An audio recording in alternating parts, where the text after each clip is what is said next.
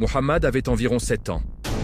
Il grandissait à la Mecque, sous la protection de son grand-père Abdul Muttalib et de son oncle Abu Talib.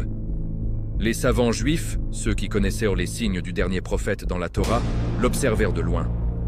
Ils voyaient le nuage qui le suivait, les arbres qui s'inclinaient, les pierres qui le saluaient.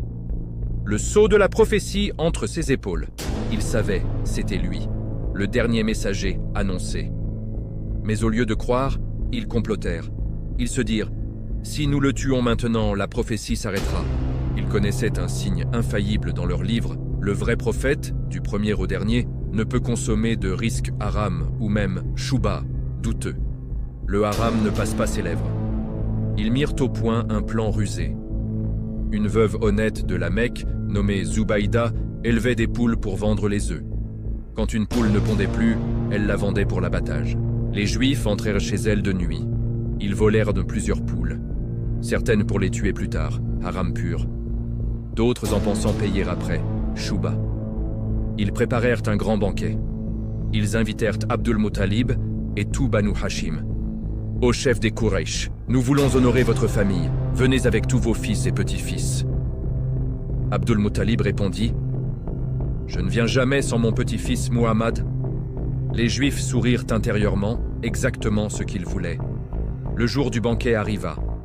Les plats furent servis, viande, poulet, pain. Les Juifs dirent, ô Abdul Muttalib, honore-nous en commençant. Il répondit, non, mon petit-fils commence toujours.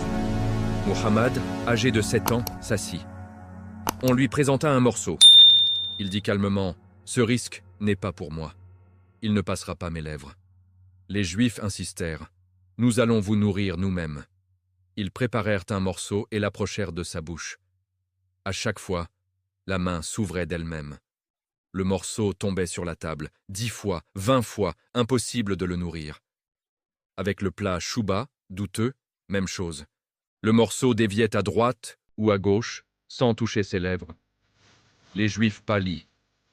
Leur test était réussi, à leur désespoir. C'était bien lui, le prophète qui ne peut consommer le haram. Abdul Muttalib comprit le piège. Il prit son petit-fils et partit avec Banu Hashim. Les Juifs restèrent seuls, terrifiés. Ils savaient désormais avec certitude. Ce garçon était le dernier messager, et leur complot avait échoué. Mais ils n'abandonnèrent pas. Les tentatives continuèrent en secret. Comment Allah protégea-t-il son messager pendant son enfance? Et quel fut l'incident de la fente de la poitrine? Le chapitre 6 va vous montrer le lavage du cœur pur. Si ce miracle du risque vous émerveille, abonnez-vous immédiatement à Légende coranique et activez la cloche. Likez cette vidéo pour que cette protection divine touche plus de cœurs. Le chapitre 6 arrive très bientôt. Et 2 anges vont descendre. À très bientôt, Inch'Allah.